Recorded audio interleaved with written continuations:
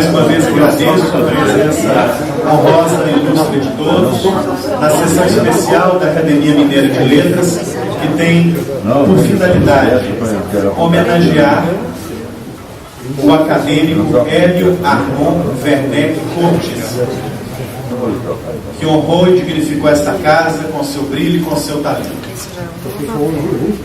Eu agradeço inicialmente a presença do Instituto Público e, em especial, a presença dos acadêmicos Ieda Prates Bernes, Carmen Schneider Guimarães e da presidente Elizabeth Renault, que prefere permanecer junto ao público, mas que naturalmente preside esta sessão.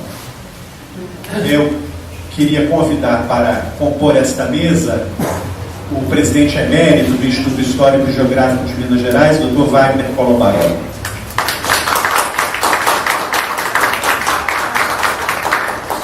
O presidente da Academia Municipalista de Letras, Dr. César Vanucci.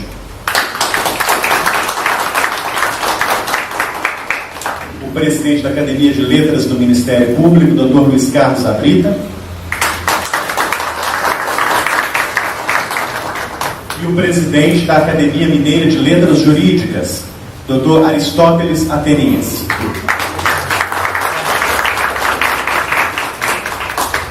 Muito bem. Estejam todos à vontade, por favor, presidentes. Para a Academia Mineira de Letras é uma alegria partilhar esta sessão com presidentes, representantes de instituições tão prestigiadas. Por favor. É uma alegria receber aqui os representantes máximos de instituições culturais que fazem a história de Minas Gerais. Antes de dar início à nossa sessão em homenagem ao centenário de nascimento de Hélio Armand Werneck Cortes, chamando o primeiro orador que nos dignificará com a sua manifestação, ocorreu-me recorrer à história desta casa. Ocorreu-me consultar o acervo acadêmico e servir-me das palavras de Vivaldo Moreira, presidente desta casa, que assim se pronunciou na solenidade de posse do acadêmico Hélio Armand Werneck Cortes. E o texto é brevíssimo. Disse Vivaldi naquela ocasião: ingressa hoje na Academia Mineira de Letras um escritor polivalente, jurista, romancista, ensaísta literário. Em tudo e por tudo, um homem de letras, como se exige primordialmente para sua admissão aqui. Os labores da magistratura não permitiram ainda a Armand Werneck dar a exata medida de sua fecundidade no território da criação propriamente literária. Mas quem já teve a oportunidade de ler-lhe O Menino e o Santo, repositório de páginas marmóreas, há de dar razão a Martins de Oliveira, quando afirmou desse livro que terá a sensação de degustar favos de mel quem o percorrer. E prossegue Vivaldi: contista cheio de engenho em A Sombra das Personagens, Armand Werneck alia a fabulação bem medida, uma linguagem não só escorreita, mas direta e condigna com a natureza de cada peça. São 12 contos bem delineados, e qualquer deles poderá figurar numa seleta dos melhores da atualidade. Nossa academia se sente, pois, orgulhosa de agasalhar em seu seio a figura de escritor de Armand Werneck, que se acha superposta à do magistrado Hélio Armand Werneck Cortes, desembargador do Tribunal de Justiça de Minas Gerais, juiz sobranceiro, homem de peso e medida, que irá enriquecer com seus primores de escritor e de criatura humana a nossa companhia. De suas qualidades, em ambos os sentidos, falará o acadêmico Oscar Mendes, que o receberá em nome da Casa de Alfonso de Guimarães. Parabéns, Vivaldi, por mais esse belíssimo texto. Naturalmente, eu não vou ler o discurso de recepção feito por Oscar Mendes por ocasião do ingresso nesta casa do acadêmico Hélio Armand Werneck Cortes. Mas concentrarei a referência a Oscar Mendes nessa belíssima passagem de seu discurso de recepção, em que ele, sobre Armand Werneck, se manifesta. Seu estilo é de uma limpidez e de uma harmonia clássicas. Tem o sabor nectário de certas páginas de Flaubert e a perfeição grega de períodos de Anatole France, bem como se pode alinhar ao lado dos de Alencar, Machado de Assis e Josué Montero. Pois bem, esses foram dois acadêmicos ilustres que participaram da solenidade de posse de Hélio Armand Werneck Cortes, Vivaldi Moreira e Oscar Mendes. Antes de passar a palavra para o primeiro orador, agradeço especialmente a presença de amigos e familiares de Hélio Armand Werneck Cortes, que aqui se encontram, cumprimentando a todos na pessoa de seu filho, o Dr. Fernando Werneck. Muito obrigado, Dr. Fernando, pela sua presença e a sua família nesta casa, que é sempre aberta à família dos acadêmicos. Vamos agora ouvir o primeiro orador que se manifestará sobre Hélio Armand Werneck Cortes. Eu peço que suba à tribuna o Dr. Bruno Terra Dias.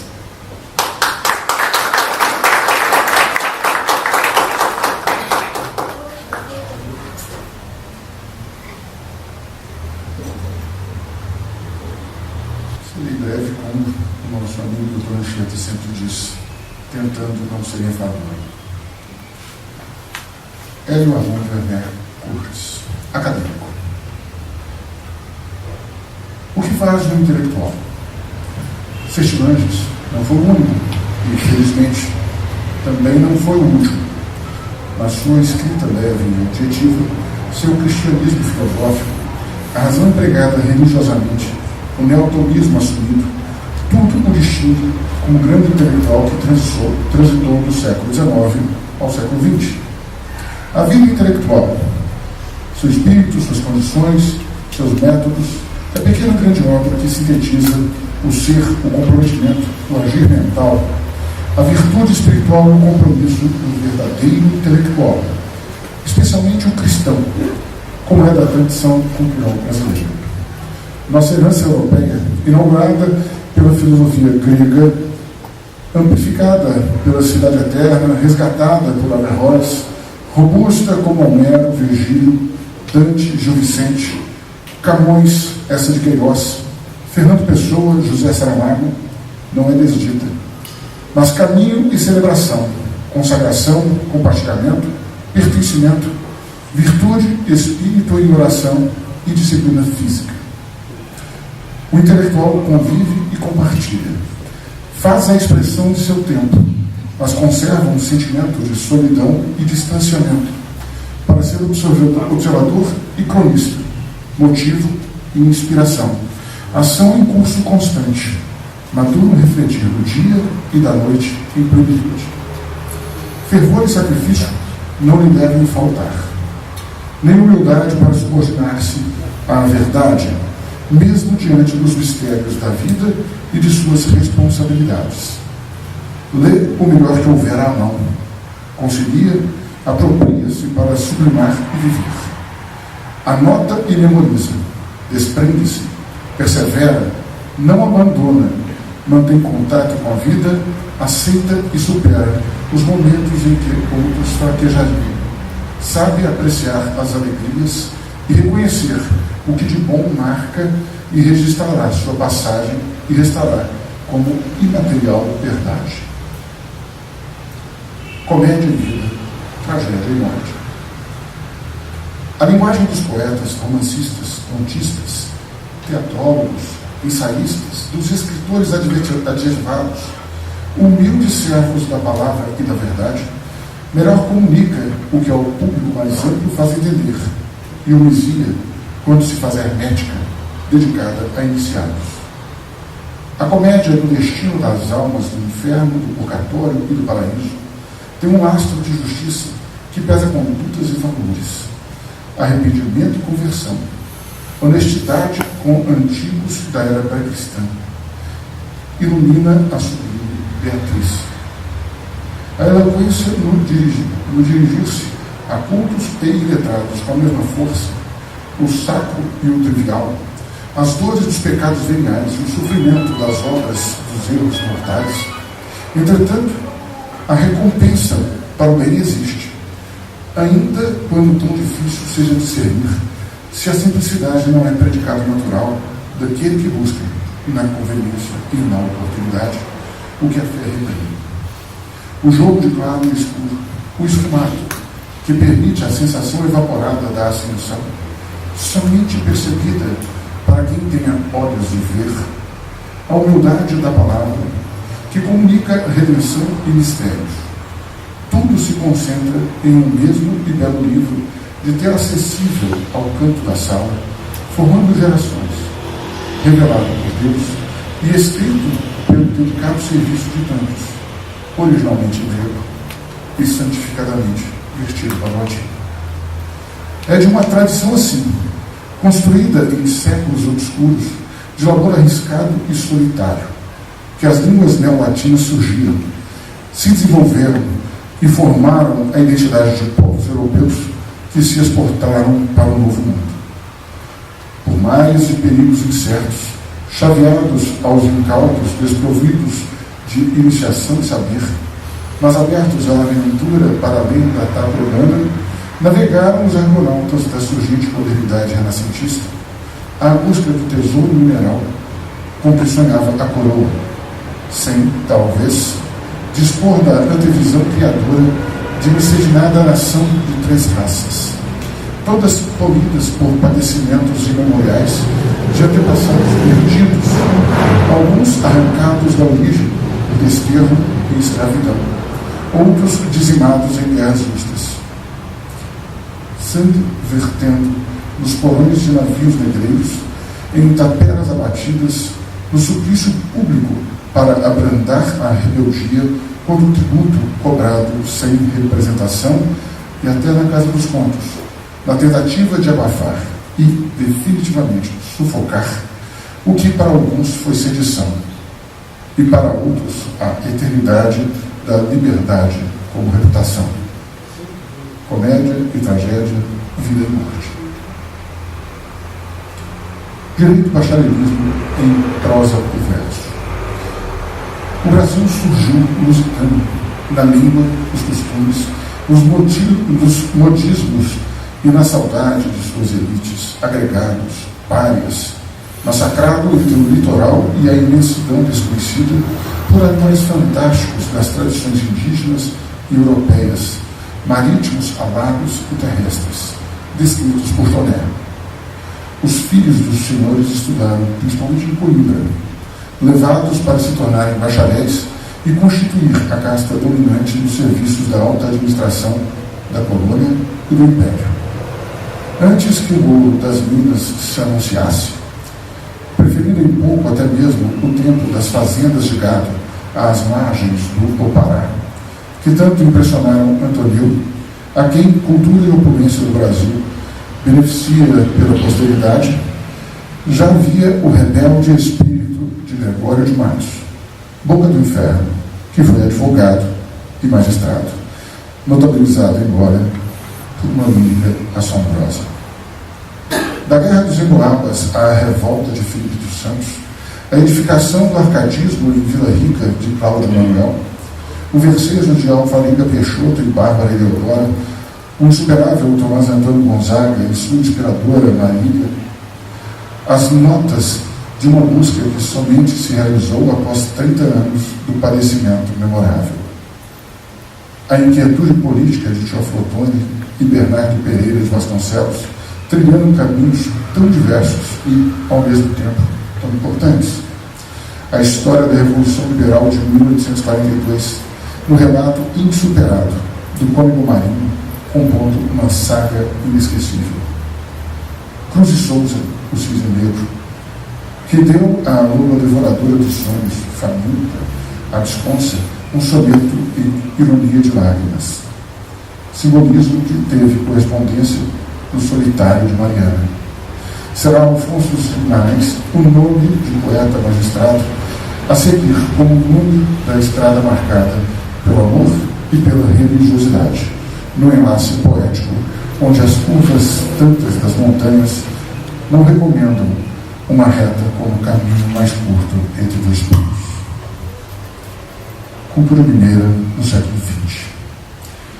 O século XX não foi, para Minas, o tempo delimitado por duas guerras, mas o fértil momento de conhecer e revelar, como somente em post-scriptum, no centenário da Academia Mineira de Letras, se poderia reconhecer.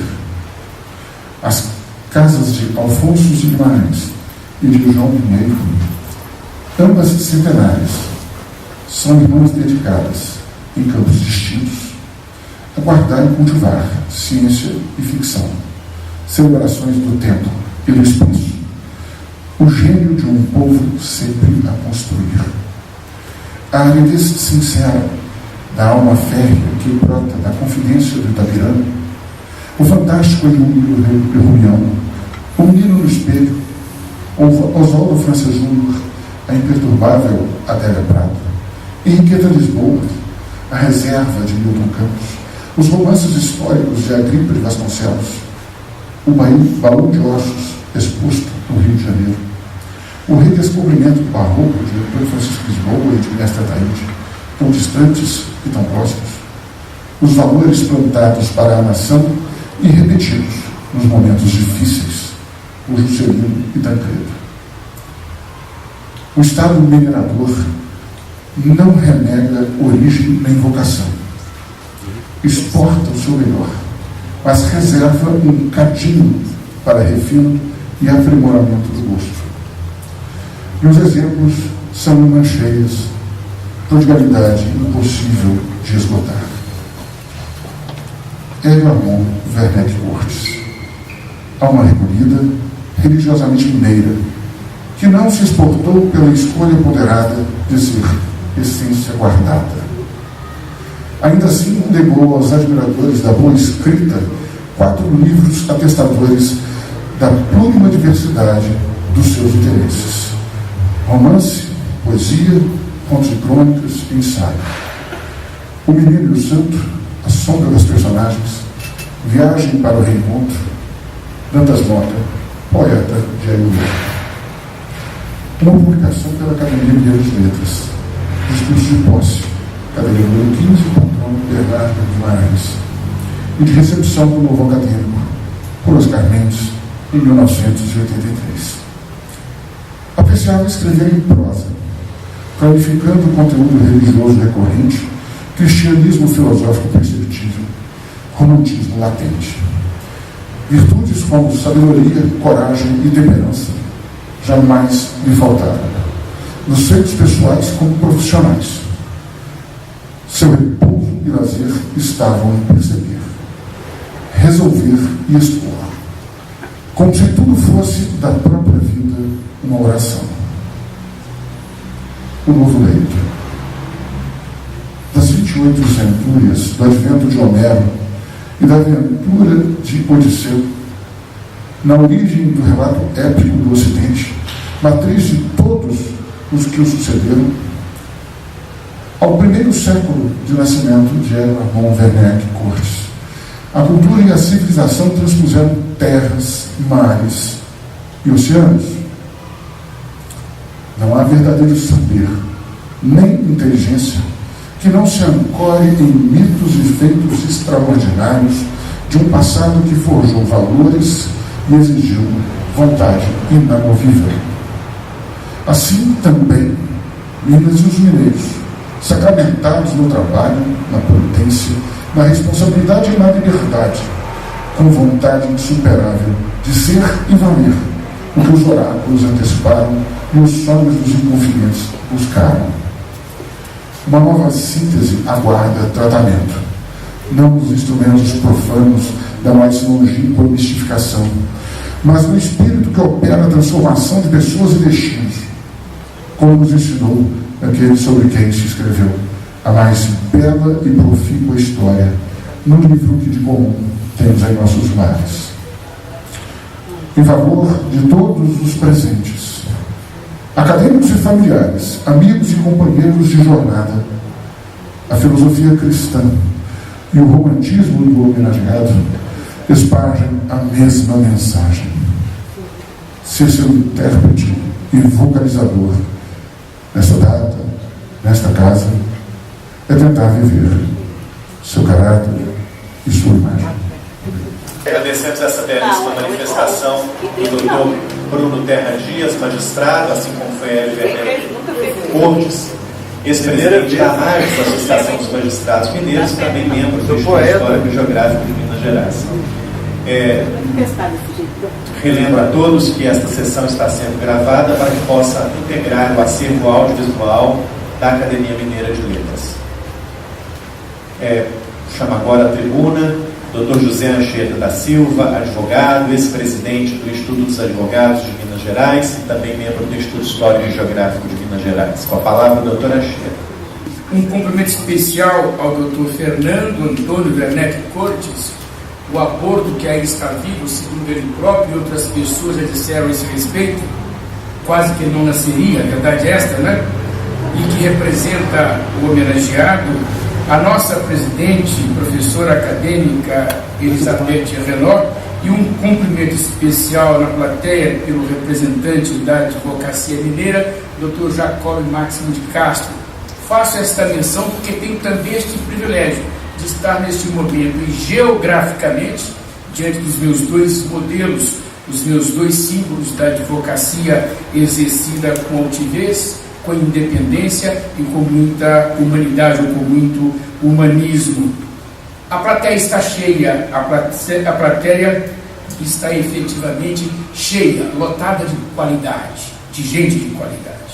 Senhoras e senhores, recebi de dois amigos, do presidente da Academia Municipalista de Letras, César Vanucci, e do acadêmico da Academia Mineira de Letras, Rogério Tavares, a missão de fazer um panegírico do desembargador Hélio Armando Werneck Cortes, cujo centenário de nascimento se comemora. É esta a missão que aqui me conduziu. Ainda jovem advogado em Belo Horizonte, tive a alegria de conviver com a ilustre figura, então um dos decanos do Tribunal de Justiça de Minas Gerais, me refiro aos anos finais da década de Werneck Cortes. Era a presença da erudição sem afetações dentre seus juízes pares. Nascido em Congonhas do Campo, 1916, e educado em Patrocínio, no Alto Paranaíba, bacharelou-se em Direito pela nossa vetusta Casa de Afonso Pena, 1944. E, tendo lecionado em Belo Horizonte, prestou concurso público para promotor de justiça, tendo sido nomeado para o exercício dessa função na comarca de Eugenópolis, 1949, sem, todavia, assumi-la, porque, aprovado na mesma época em concurso público para a magistratura, tomou posse como juiz de direito na comarca de Cláudio, também em 1949, vindo a ser transferido a pedido para a comarca de Ayuruoca, que passou a considerar como sua terra do coração, 1954. Daí, sendo promovido para a comarca de Carandaí, 1958, e para Itaúna, 1961. Veio promovido para Belo Horizonte, 1970, sempre por merecimento. Foi juiz substituto do antigo Tribunal de Alçada de Minas e promovido a desembargador do nosso Tribunal de Justiça em 1976, tendo presidido o Tribunal Regional Eleitoral 1984-1985, tendo sido ainda vice-corregedor e vice-presidente do Tribunal, assumindo ao fim a presidência do Poder Judiciário em Minas Gerais em 1985, coroando uma carreira de magistrado exemplar. Foi acadêmico da nossa Academia Municipalista de Letras, a Casa de São Francisco, representando o seu município de Ayuruoca, e acadêmico desta Academia Mineira de Letras, onde ocupou a cadeira de número 15. Faleceu em 28 de setembro de 1991. Convivi muito pouco com Werneck Cortes. Por dever de consciência, portanto, devo confessar a todos que, para declamar este panegírico, fiz uso de um recurso muito prático e que recomendo àqueles que se virem na mesma situação. Corri atrás de amigos comuns e de insuspeitos escritos a respeito do homenageado. Foi assim que no âmbito do Tribunal de Justiça de Minas, recolhi sua biografia, servindo-me dos préstimos de Lakovski-Dolga e do acadêmico e prefaciador de meus trabalhos, Ricardo Arnaldo Maneiros Filho. Na advocacia de trincheira, fui ouvir a Jacob Castro Máximo, homem de Itaúna, por onde passou o Werneck Cortes juiz, dele recolhendo a preciosa informação de que Cortes era também um xadrezista de prestígio e vasto conhecedor da obra de Beethoven. Nos prefaciadores dos livros de Werneck Cortes, e aí quem me socorreu foi a secretária desta Academia Mineira de Letras, a competente e dedicada Inês Rabelo, encontrei algumas pérolas que molduram a apresentação a qual me propus ao aceitar este desafio honroso. Descobri o Werneck Cortes que as novas gerações não podem esquecer. Prefaciando o livro do homenageado A Sombra das Personagens, aliás, na verdade, produzindo um anteprefácio, assim se pronuncia Aires da Mata Machado Filho, um dos monstros sagrados dentre os pensadores mineiros de nossa geração. Aspas. No limiar do livro, que faz o prefaciador? Retarda o convívio apetecido? Para quê? Quem abrir este volume, estava ali prefaciando, logo verificará o domínio da expressão escrita que faz de Armand Werneck Cortes, prosador consciente do ofício. Desde os primeiros parágrafos, sente-se empolgado pelo escrupuloso escritor, vitorioso quase sempre na luta com a palavra. E termina o velho Aires. Ainda bem que raramente se lê em prefácios. O bom livro impõe-se, dispensa conversa fiada de recepcionista. Noutro trecho, outro apresentador, Martins de Oliveira, faz a apresentação de Werneck Cortes, dele escrevendo: eminente magistrado, dono de formosa inteligência, se sabe produzir-se com brilho nas letras de Paulo, o juiz-consulto admirável, em sentenças e votos que lhe revelam o trato do direito e da justiça, em formulações perfeitas. Tem o condão de dominar a língua e nela expor primores de primeira água. Artista, pensador, poeta, além de prosador brilhante, é, acima de tudo, o humanista e, assim, o filósofo, armado cavaleiro para as lutas do espírito. Em seu discurso de posse nesta Academia Mineira de Letras, Werneck se ocupa do que chama de, aspas, breve depoimento sobre Dantas Mota, poeta e profeta de Monte Sião, no país das Gerais, também a Iuroca chamado, fecho aspas. Figura que ele considera, aspas, um dos mais autênticos rapsódios de Minas Gerais. Quando Werneck Cortes, em seu discurso neste sodalício, onde agora se dá a homenagem pelo seu centenário, refere-se ao presidente da casa com leveza e graça, diz de Vivaldi Moreira, aspas, um pescador com tarrafa e rede de arrastão perto dos demais, que a ele comparado são pensadores com anzol, copia de Vivaldi a expressão criada por Alberto Semen, a dizer que, aspas, escrever é a melhor forma de falar sem ser interrompido, fecham-se aspas. E ele próprio vai a Beethoven, que descobriu ter sido, além de grande músico, um também grande escritor, que teria respondido a si mesmo: por que escreve? O que tenho no coração precisa ser expandido. É por isso que escrevo. Assim escreveu Beethoven. E se consola Werneck Cortes, trazendo a texto a poesia de Carlos Drummond de Andrade, contemporâneo seu, que escreveu em verso admirável, aspas, penetra surdamente no reino das palavras, lá estão os poemas que esperam ser escritos. Outro mineiro ilustre, Edson Moreira, palmeando a obra de Werneck Cortes em suas publicações mais conhecidas, O Menino e o Santo, A Sombra das Personagens e o ensaio Dantas Motas, poeta de Iuroca, faz uma síntese erudita e bela da caminhada do autor, a dizer, outra vez aspas, O que se diz da ação do passado sobre o poeta pode se repetir do futuro, pois presente não é apenas uma realização do passado, mas também uma antecipação do futuro, como disse ainda Heidegger, aspas dentro de aspas. O presente é um futuro sido. Então, o presente é um futuro sido. Opinando sobre os livros do autor, é Oscar Mendes quem atesta daquele que assina as obras e aqui homenageado ter sido dono de uma simplicidade de estilo, de clareza, de luminosidade clássicas, e arremata: a dialogação nos contos do Sr. Armand Werneck é sempre muito viva e natural. O autor pertence a uma espécie, infelizmente, em vias de extinção, a do escritor que sabe escrever. Caros amigos, para terminar, faço mais uma revelação. Esta breve incursão pela vida acadêmica de um Werneck Curtis que não conheci, quase comprometeu a veneração que eu tinha de sua pessoa como juiz. Me fez bem? Passo a fazer uma outra pregação a partir de agora.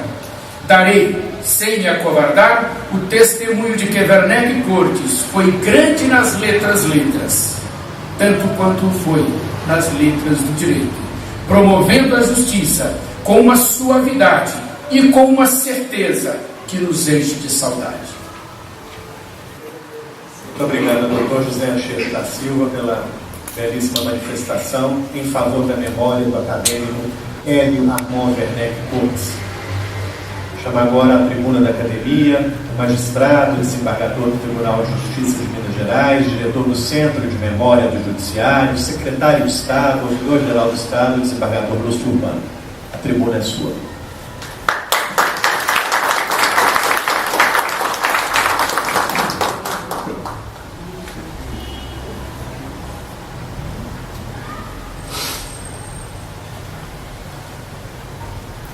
Senhoras e senhores, tão logo inicio,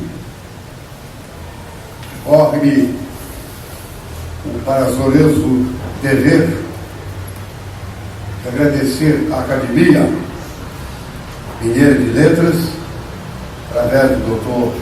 Rogério Faria Tavares, pelo convite para dizer algumas palavras a respeito dos mais ilustres colegas do Tribunal de Justiça, desembargador Hélio Armand Werneck Curtis. O currículo já foi amplamente falado desta tribuna. E por isso eu peço licença para fazer uma análise crítico-literária da principal obra de Werneck Curtis, que foi O Menino e o Santo.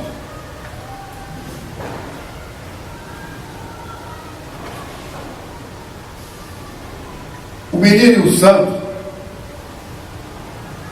publicado em 1973, relata um tempo em que a terra era habitada por santos que se isolavam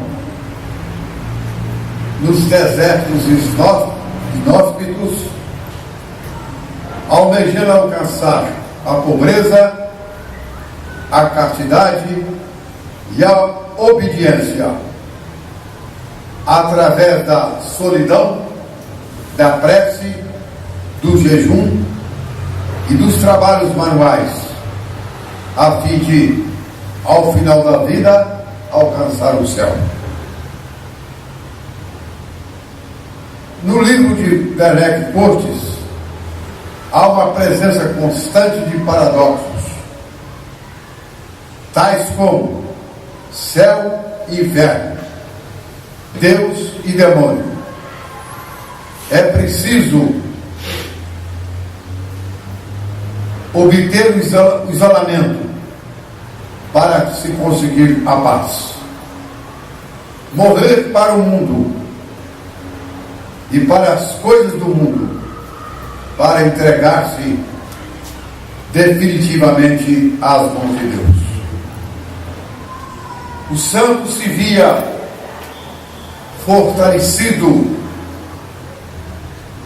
pela penitência e pelo sacrifício,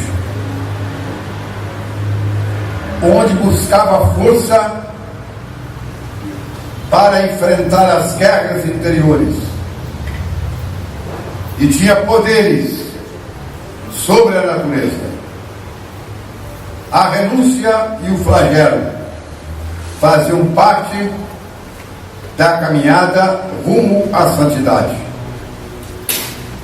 Morrer em terra para viver em Cristo. Até que aparece o menino, rosto pueril, perturbando os pensamentos do santo, que chegou a supor fosse um demônio. Essa aparição é crucial para todo o conto da obra, já que o menino questiona e contesta todas as ações do santo, com tamanha inteligência que demonstrava ter para tão pouca idade. O santo não se julgava mais em paz, sentia-se incapacitado em sua missão para a santidade, pois seus pensamentos o traíam. Ora, achava o menino realmente um enviado de Deus para auxiliá-lo e ser mais um a perpetuar o deserto de míseros abades em busca da santificação. Ora, achava o menino um servo miserável e indigno, pois a incerteza o tolhia de praticar a caridade, e a suspeita de abrigar um demônio naquele menino era sua caverna, sua angústia e sua tentação. Nesse contexto, o diálogo entre o menino e o santo, embasado em livros bíblicos, segue até o final da história. O santo, tomado por suas dúvidas quanto ao menino, debate-se angustiadamente por não decidir-se quanto ao duelo de seus pensamentos. Chega a procurar a ajuda de santos superiores existentes no deserto e que o rodeavam. O menino alternava entre ações ingênuas e falas inquietantes que contestavam o caminho da santificação do santo por meio do isolamento e da renúncia, declarando a importância das provocações para se ter experiência e aperfeiçoar capacidades, e de estar junto aos homens para estar junto com Deus. Ao final, temos a morte do santo, fruto de seu alto flagelo e desmaneios perturbadores.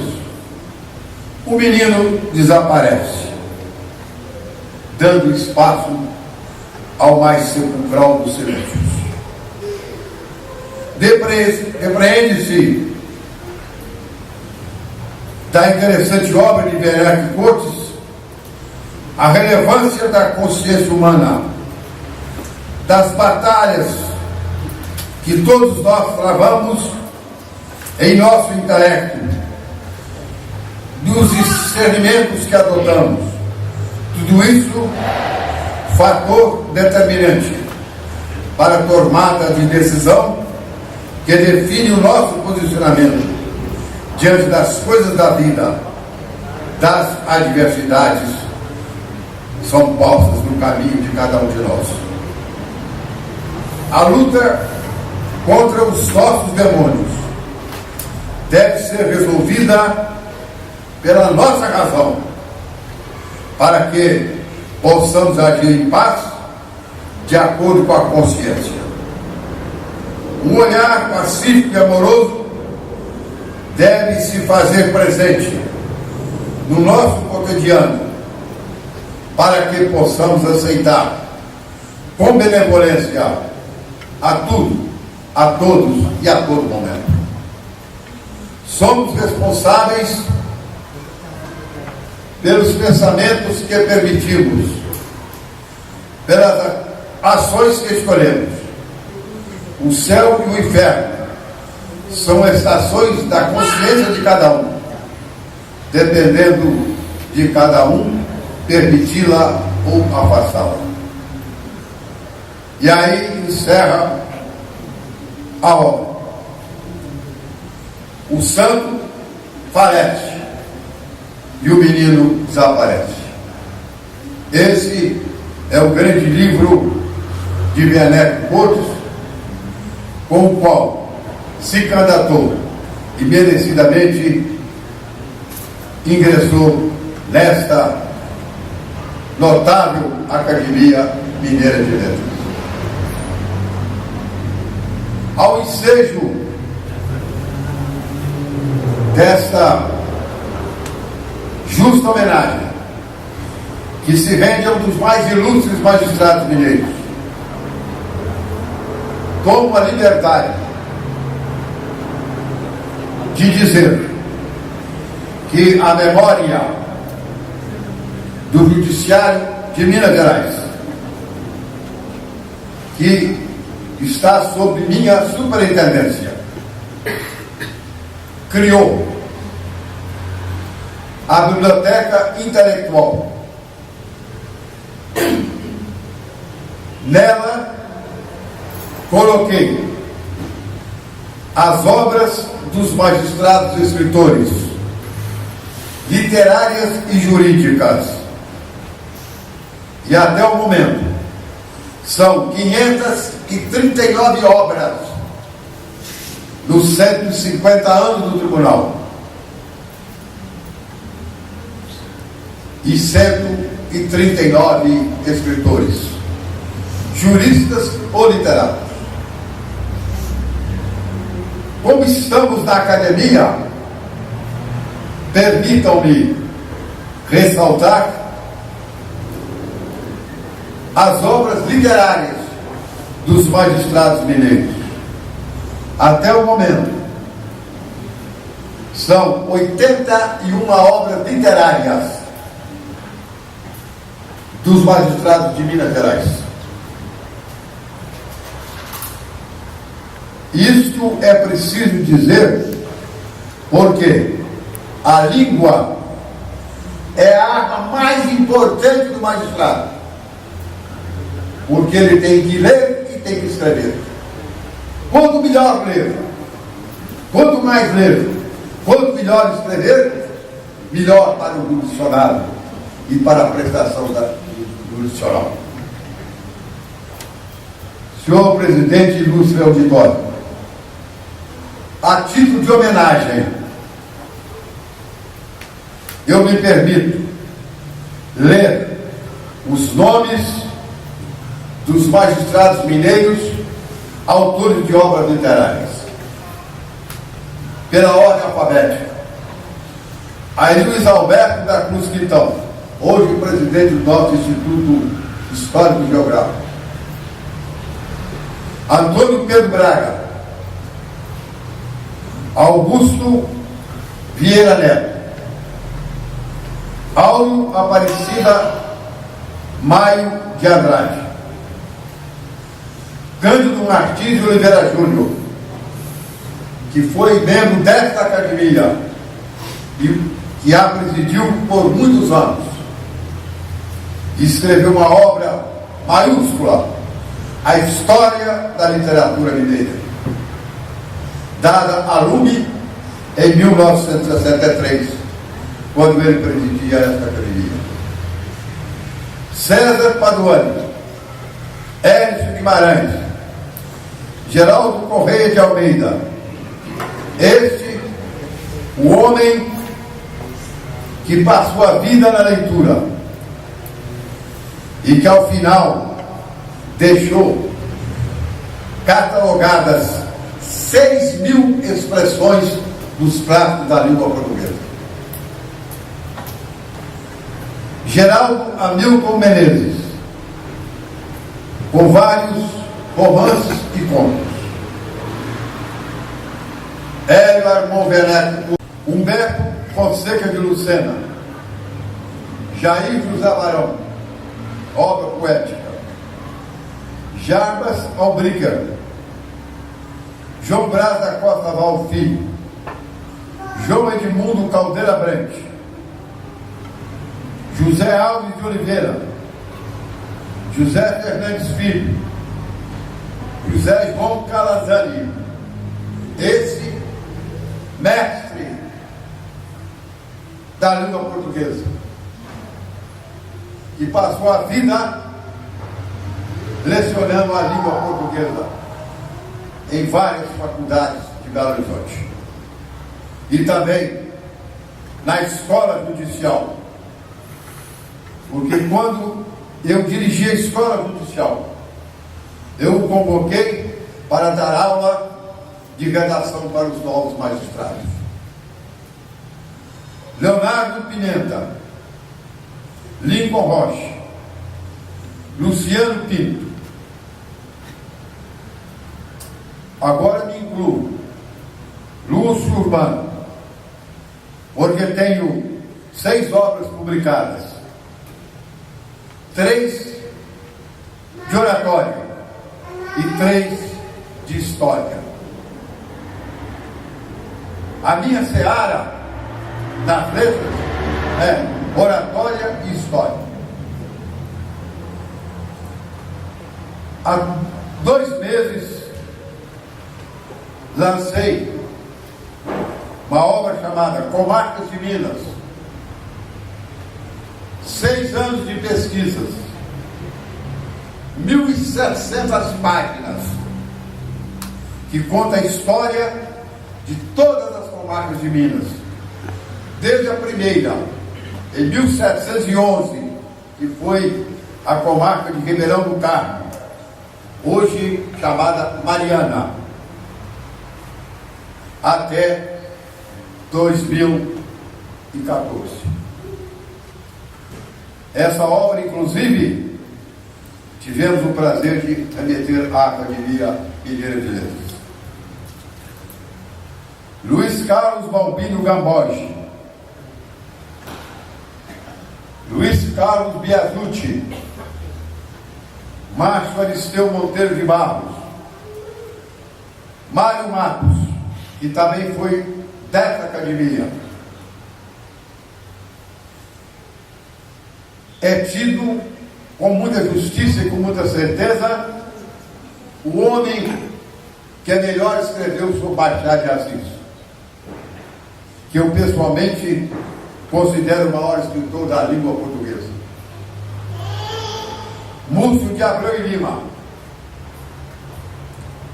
Orlando de Souza,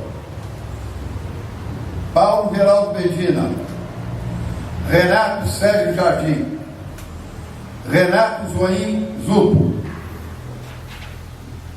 Ricardo Bastos Machado, Sérgio Braga, que além de uma grande obra literária, escreveu muito sobre a arte do cinema, em cujo labor ele era expert.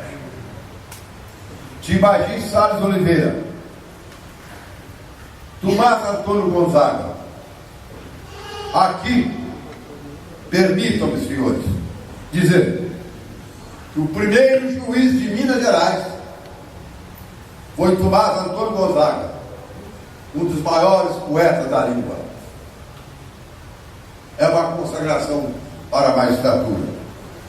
Como também tivemos Alfonso Guimarães, o grande poeta simbolista, que também honrou a toga e a magistratura mineira. Walter Viado, Vanderlei Paiva, William Romualdo, Wilson Viado. Esses são os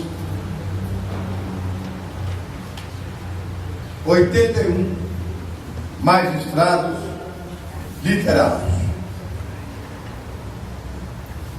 Ao cabo, corre-se que a magistratura não vive apenas de julgamento, apenas de labor jurisdicional, apenas de julgar, mas também, ao lado disso, intensa atividade intelectual. São 113 magistrados mineiros que escreveram obras jurídicas da mais alta significação e relevância. E me permitam citar alguns, como Tito Fulgêncio, Orozimbo Nonato, Hermenegildo de Barros, Lopes da Costa, Humberto Teodoro Júnior, Hernani Fideli dos Santos, lamentavelmente falecido na última segunda-feira. Entre outros grandes escritores do direito. Ao final, quero cumprimentar a Academia por esta homenagem que se presta a um grande homem, um grande escritor, um grande pensador, um grande jurista e um excelso magistrado. E peço ao acadêmico Rogério Faria Tavares que receba das minhas mãos a relação que acabei de me referir de todos os magistrados literários de Minas Gerais. E, ao mesmo tempo, convidar a Academia para visita à memória do Judiciário, para verificar que o Tribunal de Justiça de Minas Gerais sempre foi, é e sempre será uma casa de cultura que zela pelas tradições e, sobretudo, pela cultura das Minas Gerais. Muito obrigado.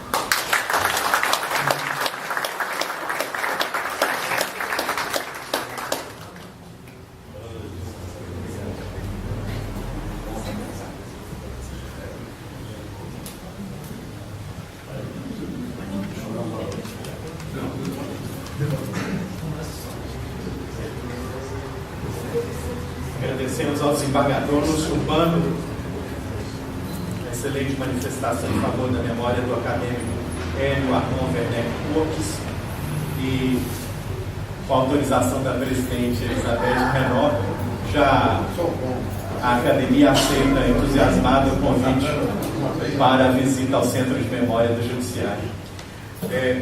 Antes de ouvirmos a manifestação do Dr. Fernando Werneck, como é de praxe nas sessões desta casa, em solenidades desta natureza, abre-se agora um espaço em que a palavra está franqueada àqueles que queiram manifestar-se em favor da memória de Hélio Armon Werneck Cortes.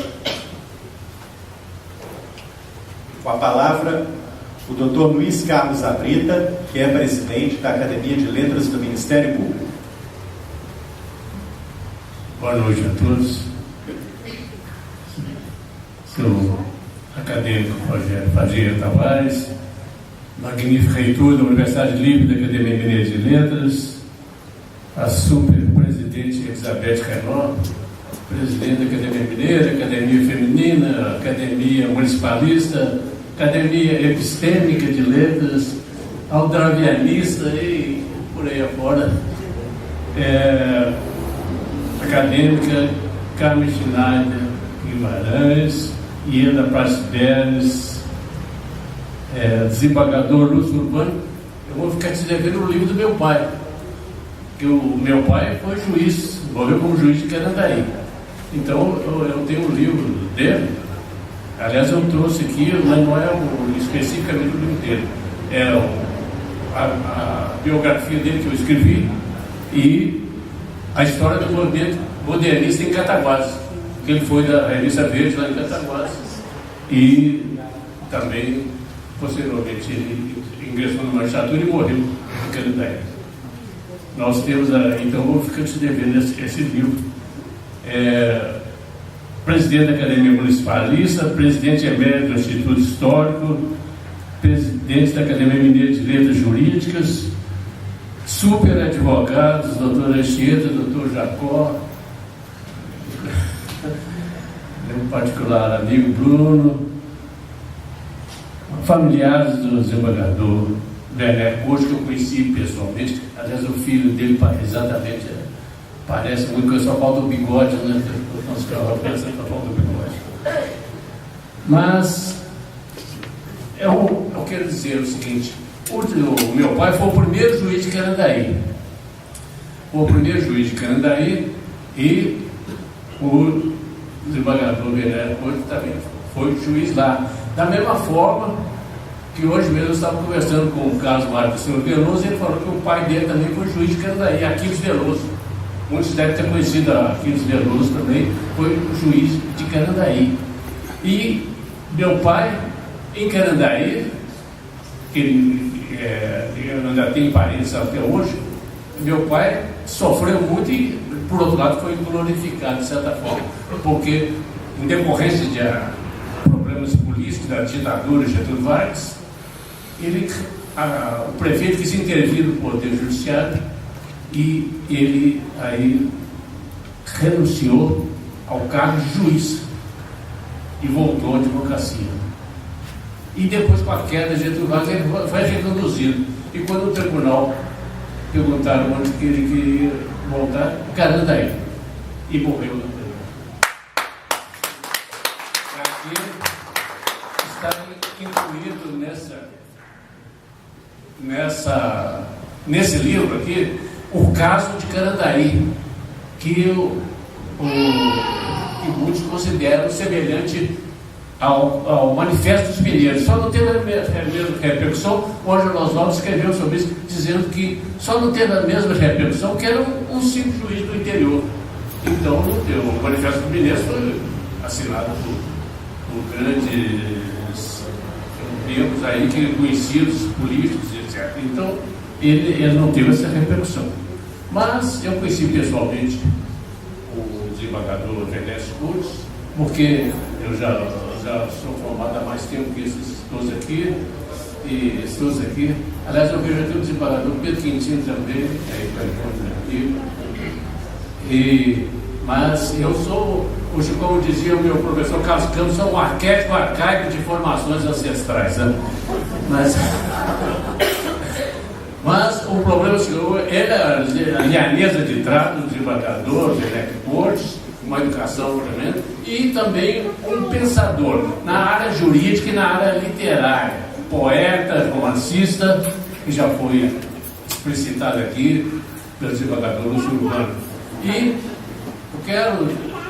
eu vou deixar esses livros depois aqui, e o Pascal Mercier, em seu livro Trem Noturno para Lisboa, ele diz, tem uma frase que eu acho fantástica: a segunda coisa mais bonita do mundo é pensar, a primeira é a poesia. E Werner Cortes, que foi pensador e poeta, então ele tem que ser glorificado, porque ele atingiu esses altiplanos do espírito, esses páramos do absoluto, que poucas pessoas conseguem fazer. Ele era não só pensar, mas era também poeta. E a poesia é realmente o autêntico, real, absoluto. Muito obrigado.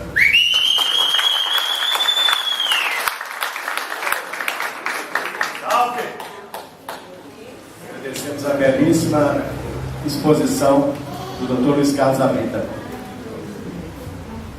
Alguém mais se manifesta? Por favor, o microfone que eu pediria que a senhora usasse, porque estamos gravando a sessão. Boa tarde a todos. Meu nome é Maria Alice Gomes Siqueira Cavalimpar. Eu sou sobrinha do Maranhão Werneck e sou filha do também magistrado já falecido Francisco Bernardo Figueiredo. Essa semana toda fiquei pensando sobre a homenagem e eu gostaria muito de falar algumas coisas particulares, já que teve essa oportunidade. Por favor. Maria era assim que ele me chamava, ele se dirigia a mim como Maria. Eu gostava dele, achava vô quando ele me chamava assim. E Thierry era uma pessoa assim, às vezes um trato meio difícil, ele era muito exigente com relação a muita coisa, principalmente com relação à língua portuguesa. Ele exigia que a gente falasse bem, que a gente se manifestasse bem, tinha umas certas implicâncias que é normal de todas as pessoas, mas acima de tudo, ele foi um grande companheiro do meu pai. Foram juízes, foram desembargadores, foram grandes magistrados, e os dois caminharam passo a passo, embora em comarcas separadas, ao longo de toda a época de convivência deles. Thierry era irmão único da minha mãe, ele era um artista plástico também, gostava muito de lutar, e ele era uma pessoa super carinhosa. Eu tenho uma lembrança muito boa dele, porque quando eu fiz o vestibular e passei, e ao mesmo tempo eu passei no concurso que eu havia feito, no banco, ele morava na rua Goiás, e eu estudava na Fafiche e trabalhava no Banco Central, que era na rua do Quinambás. Então, eu saía de casa, morava no Barroca, ia para a faculdade e almoçava, tomava banho na casa do Gilé e ia para o Banco Central trabalhar.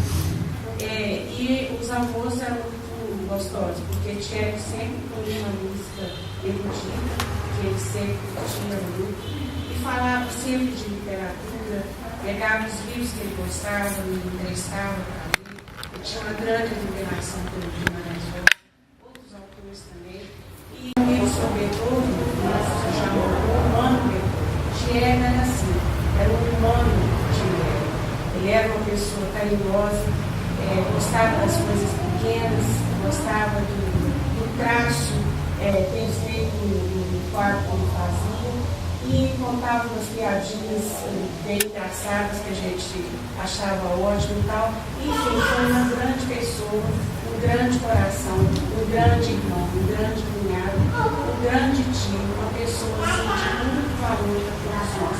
Eu fiquei assim, particularmente muito feliz quando o Fernando foi levar para a gente o convite, porque acho que essas coisas, essas pessoas que realmente fazem importância para a família e para a sociedade, elas não podem ficar esquecidas.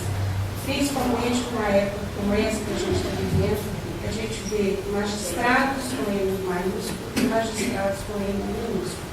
E acho que Thierry pertence a essa categoria dos grandes magistrados, assim como meu pai da escola também. E como todos os outros, eu acho que foram citados aqui.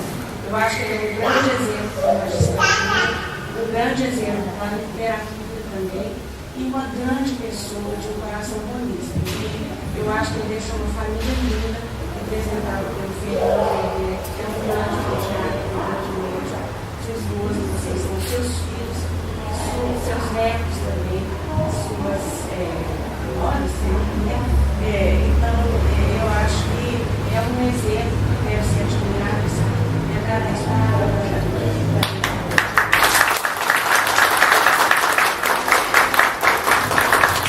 Obrigado por partilhar conosco essa memória tão bonita, tão delicada sobre a acadêmico Hélio Armon. Doutor Jacó Lopes de Castro Márcio. Só uma observação, senhor presidente. Foi citado aqui a pessoa do doutor Fernando Figueiredo, grande magistrado, tive o prazer, inclusive, de conhecer, de conviver com a família hoje. Gostaria também de lembrar uma outra pessoa, um irmão do doutor Werneck Cortes, que foi a dona Ruth Werneck Cortes. Ciro Fernando, uma pintora, uma artista plástica de primeiríssima qualidade, uma pintora, bico de pena inigualável, fantástica, uma pessoa de um carinho, de uma simplicidade, de uma grandeza enorme. Era muito lembrado, não, Carlita? Principalmente nós que convivemos com ela em Itaúna, pela presença dela. E eu tenho na minha casa 2 quadros dela, eu tenho com o maior carinho, eu tenho de uma sensibilidade artística fabulosa. Só fazer esse registro e parabéns à academia pela lembrança e por solenidades como essa. Muito obrigado. Muito obrigado.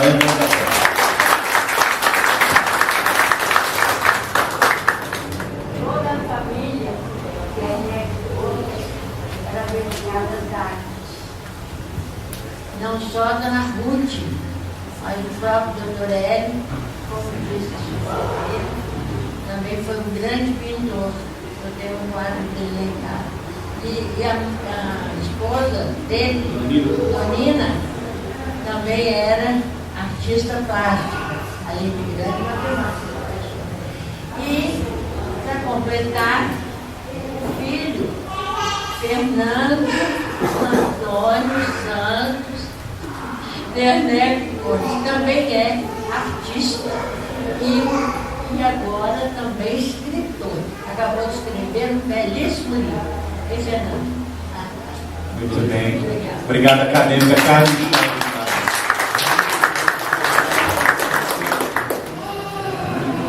Agora ouviremos o colega escritor da cidade natal do acadêmico, de Congonhas. Boa noite, gente. Rapidinho, meu nome é Paulo Henrique, sou de Congonhas e vim especialmente para prestar essa homenagem ao Dr. Hélio, e que eu fico muito feliz, né? Congonhas deu à academia 2 grandes escritores acadêmicos, que foi o Dr. Hélio e o Djalma Andrade. Então, deixar aqui o meu abraço da cidade de Congonhas, o nosso orgulho, né, de termos tido esses 2, Djalma Andrade e o Dr. Hélio.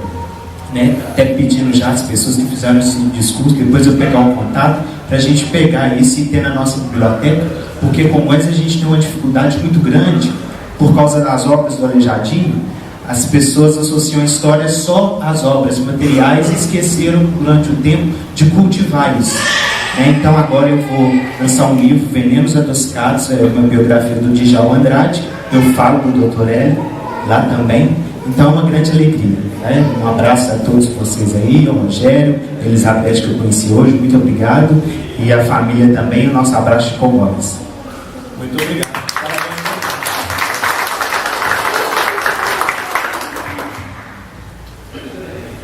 Muito bem. Então ouviremos agora o Dr. Fernando Werneck Cortes. Gente, eu estou encantado. Não me encantado com Guimarães Rosa, que diz que as pessoas não morrem juntas, mas me encantado aqui em vida por termos todos aqui. Gostaria de enumerá-los um por um, cumprimentar a todos na mesa, doutor Rogério, a quem eu sou desde já gratíssimo por essa homenagem, doutor Oswaldo, um grande amigo, aliás, Cristóvão, amigo Oswaldo, da Estância Ateniense, um grande amigo do meu pai, doutor Jacó e dona Carmita, né, que a gente chamava, cuja esposa, doutor Zé Guimarães, o primeiro amigo do meu pai, quando chegou em Itaúna, nós nem havíamos descido os móveis, ela nos levou de um bolo para que a gente matasse a fome depois da mudança. Também sinto-me ansioso, logicamente, para falar depois de tantos expoentes e na casa onde mora a cultura e mora o conhecimento. Esse nervosismo, depois que eu ouvi todos falarem, eu diria que piorou muito. Mas eu acho que vou conseguir levar com tempo o final da minha fala. Vou me dar os 15 minutos, talvez eu use um pouquinho mais para lembrar bem meu pai. Falar do meu pai é falar de amor. Em falar de amor, eu diria que quando o amor se coloca à nossa frente, ele nos obriga ao trabalho de alcançar uma meta. Eis que um dia, sem que eu procurasse, o amor se apresentou a mim, na forma da minha mulher, Conceição. E a partir daí, desse amor, nasceram 3 filhos maravilhosos, Bruno, Bernardo e Marcelo, e deles 4,3 netos, porque um vai nascer ainda em abril. E pelo qual sou gratíssimo a Deus, né? Eu não tenho irmãos, mas eles que ganhei 10 ao me aproximar da minha mulher, porque os meus cunhados, na verdade, tornaram-se meus irmãos, graças a Deus. Somos todos agora uma família maior do que era antes. Aos meus familiares e aos do meu pai e a Maria Alice, que deu o dom do improviso, falou tão bem, mas eu não tenho esse dom do improviso, portanto escrevi meu improviso. Espero dizê-lo antes do tempo, tento se esquivar completamente. Se esqueci de alguém, desculpe, por favor, pela emoção. Abro aspas. Será que quando eu me for, irão comigo todos os sonhos de amor porque luto? Ou será que terão força suficiente para se fazerem presentes em outros corações? Eu não tenho o dom da escrita e da oratória. Assim compreendo a minha ansiedade de espalhar, particularmente nessa casa onde respiramos conhecimento e cultura. Esse é um encontro de alegria e de amor. Celebra-se um nascimento. E nesta linha desejo construir e conduzir a minha fala. A presença de vocês aqui e agora me torna envaidecido e eternamente grato. Responde afirmativamente a essa indagação. É por trazerem consigo a memória do meu pai e com ela a presença dos seus sonhos que aqui você se encontra. Aquele que perde a capacidade de sonhar, de idealizar e de elaborar propósitos e metas que lhe permitam e o conclamam a mudar seu destino, perde a capacidade de viver. Todos nós sonhamos. Os escritores, ainda mais os que se dedicam à poesia, fazem-se de sonhos e de imaginação, alicerçados pelo conhecimento da língua, do manejo habilidoso, afetuoso e consciente das palavras, materializam suas mensagens e as trazem a nós com a competência e a comunicabilidade que só eles possuem, fazendo-as eternas. Escrevendo nos fins. Escrever não tem fim. Aqui nesse local, nessa academia, encontramos-nos na casa e no ângulo das mentes criadoras.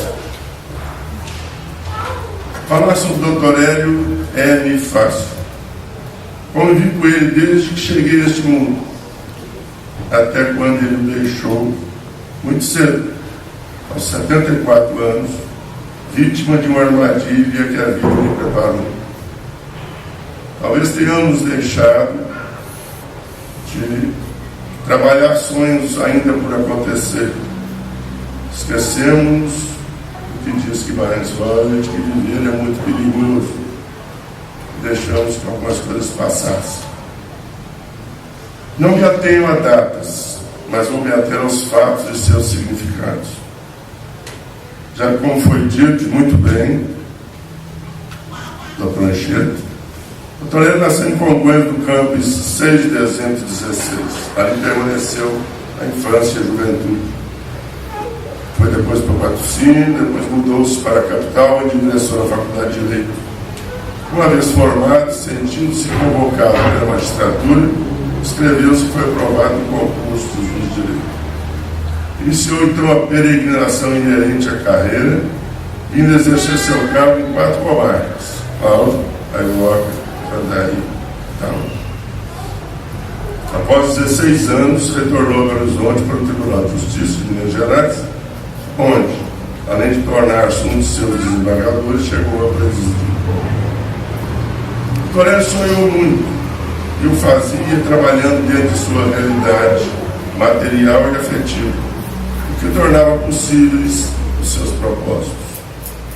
Um deles, que cuidou com especial carinho, desvelo e esmero, foi o de vir a tomar assento como membro da Academia Mineira de Letras, de juntar-se aos expoentes na arte de escrever e em eternizar o seu modo de conhecer, ver e interpretar o mundo.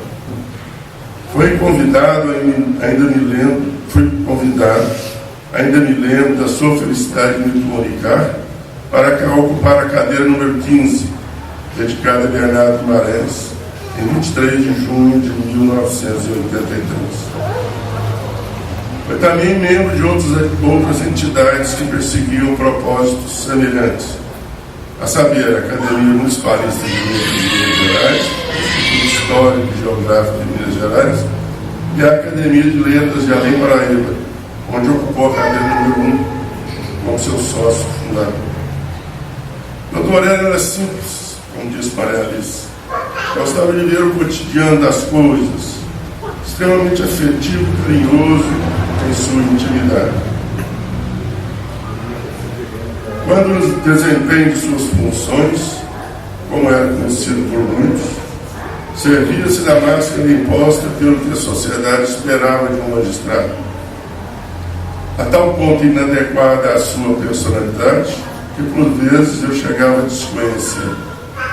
Não era aquele pai, esposo e avô com quem eu convivia diuturnamente.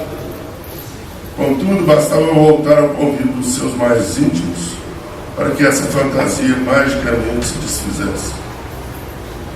Dentro dos senhores dessa academia e dentro dos presentes, tenho certeza de que muitos tiveram a graça de assim vê-lo e conviver com ele. Gostava de caçar, pescar, ouvir contar histórias de sua e de outras vidas. Fazia-o tão bem que nos emudecia na escuta atenta de suas dissertações. Então, com a aguinha é bom, porque ele está aqui, parece que no local.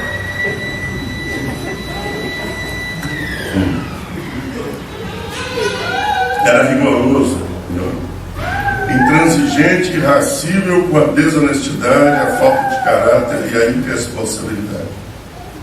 Disso não abria mão em quaisquer circunstâncias, mesmo no convívio daqueles que amavam. Escrevia com amor. Lembro de sua rotina ao chegar em casa, após seu dia de trabalho, banhava-se, jantava e, sempre que possível, dirigia-se ao escritório. Assentava-se à frente da máquina de escrever, que até hoje guardo como lembrança daqueles tempos, permanecendo assim longo tempo, brincando com as letras e construindo suas obras. A propósito, a máquina que ele usou para escrever todas as suas obras, eu gostaria de doar a esta academia. Ela foi escrita em 1944, vocês vão conseguir vê-la por inteiro nas últimas fotografias que pretendo mostrar rapidamente ao final da minha fala. Também, à guisa de conhecimento, de curiosidade, eu estou doando também à academia 2 volumes do Dicionário Lacerda, em português arcaico, de 1879, escrito e editado em Portugal.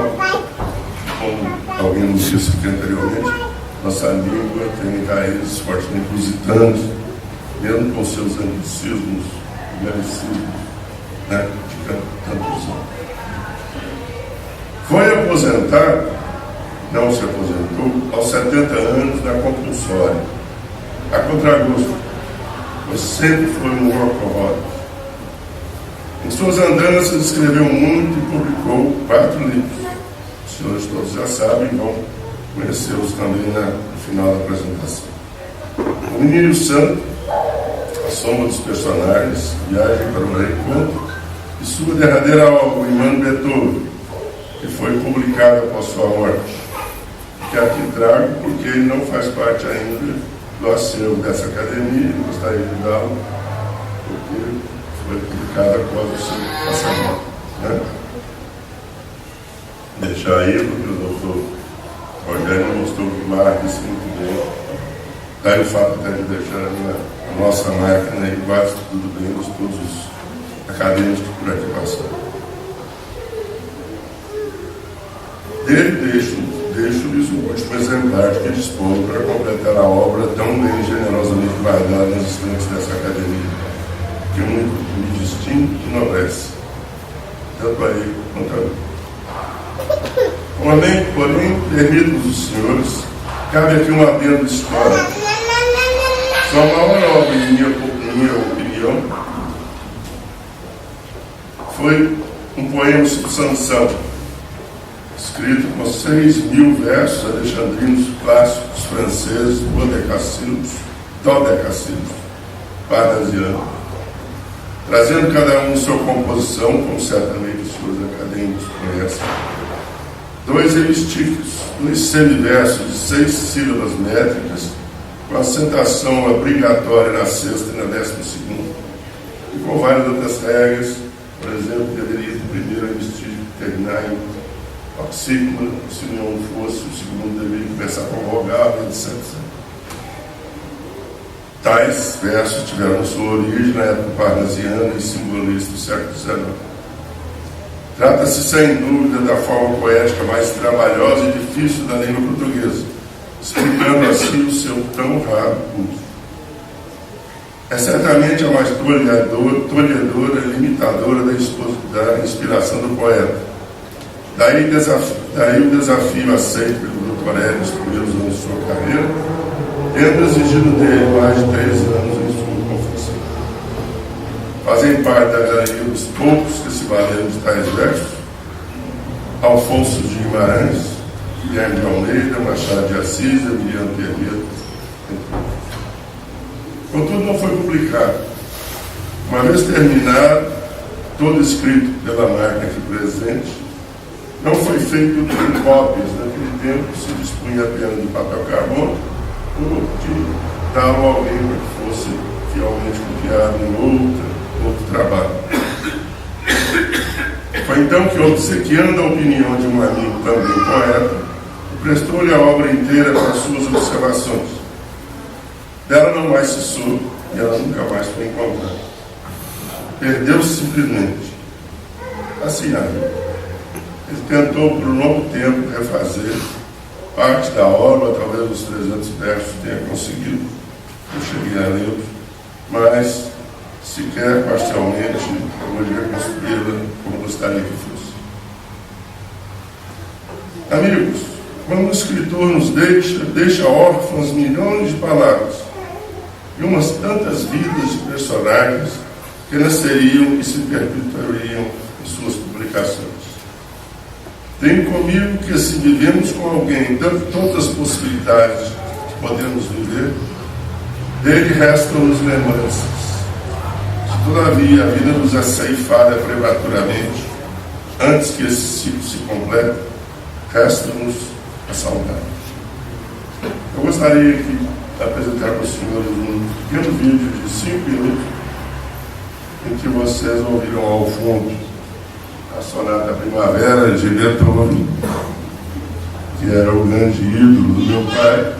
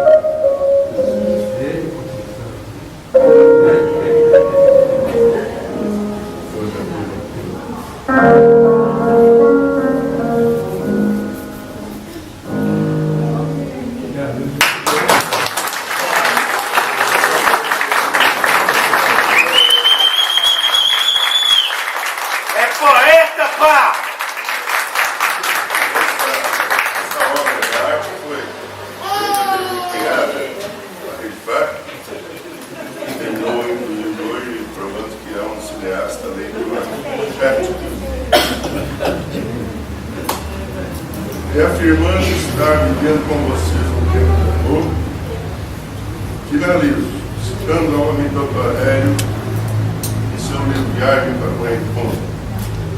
Um verso que completa aquele que li no início dessas palavras. Todas as coisas passarão um dia, na inevitável jornada para o abismo onde dorme o infinito de esquecimento. Somente nosso amor.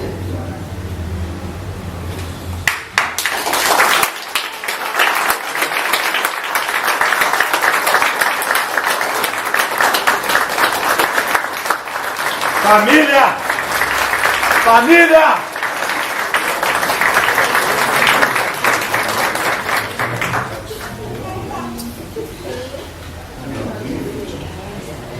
A Academia Mineira de Letras se sente feliz e honrada por poder partilhar com os amigos e, sobretudo, com os familiares do Dr. Hélio Armon Werneck Cortes esse momento tão delicado, tão bonito, tão sensível, que nos comove a todos e nos irmana na celebração da memória do nosso acadêmico que está vivo sempre entre nós e nesta casa. Antes de encerrar a sessão, eu gostaria de ler os termos do diploma que a presidente Elizabeth Renault entregará ao Dr. Fernando Werneck neste momento. Eu pediria ao Dr. Fernando que viesse aqui para frente, se postasse ao lado da presidente, para que ela possa entregar a ele o diploma que marca este momento. No ano do centenário de seu nascimento, a Academia Mineira de Letras celebra a memória do acadêmico Hélio Armon Werneck Cortes, terceiro sucessor de Dilermando Martins da Costa Cruz, fundador da cadeira de número 15, cujo patrono é Bernardo Joaquim da Silva Guimarães. É perene a contribuição de Hélio Armon Werneck Cortes para a cultura e as letras de Minas Gerais.